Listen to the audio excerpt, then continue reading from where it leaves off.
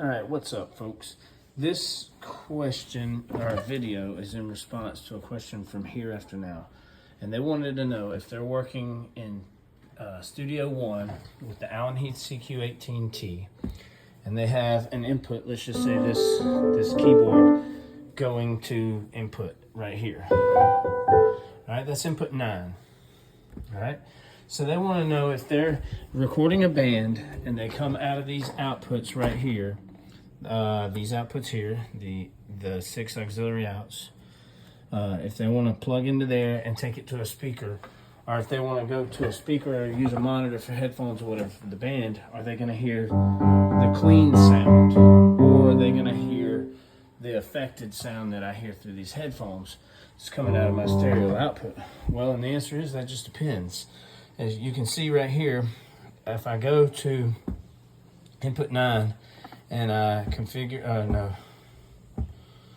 go to my processing, I can take input 9 and make it to where it does nothing. It's coming out of here, there's a meter, but right now I have it plugged into 2. So I'll just go to output 2, turn it up, and wait, sorry, output 1. I'm plugged into output 1.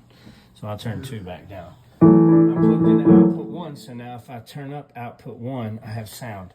And that's only because when I go to output and I go to fader, that's because right here I have it turned up. If I turn that down, I have something coming, but I have to turn it up here also. So now I'm monitoring what I'm taking in. I'm monitoring this channel right here before it goes to my DAW through this USB cable, right?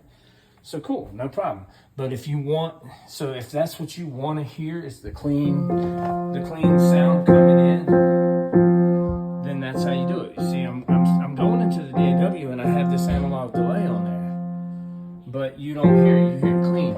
Now, if you want to hear that, no problem. You just go to stereo inputs, go right here to processing. So this is my stereo in, which is coming from the USB. I will just turn it on to output 3. See how I've done that? And then you got to go to outputs and you got to go to fader and you got to make sure 3 is turned up. So now if I plug this in, go into my monitor or go into the headphone splitter or whatever, now you hear this analog delay. So it's all just a matter of what you want to do. You can assign your stereo in by pressing this and going to processing, and then turning, you see, you got something coming in, you see it. So where do you want it to go out? You tell it where to go out.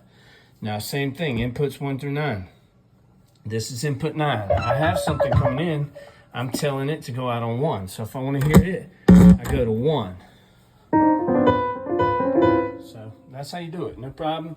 And you're still, so it's a good idea if you have like amp modelers or something like that and you're not using the effects and need the effects from Studio One's effects or your IK multimedia stuff or all your other third-party VSTs, if you don't need those, to me it's better to monitor before you go to the DAW because you have 0 latency.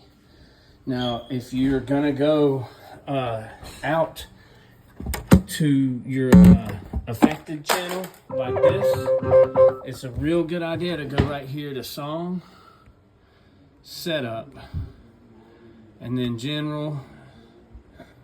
Where's it at? Oh, wait. Right down here, options. No, it's me. And then go to audio setup and then take this from 1024 down to like 128 or maybe 256 samples, because that's going to reduce the amount of latency. You don't want to fight 1024 samples worth of latency. It'll kill you.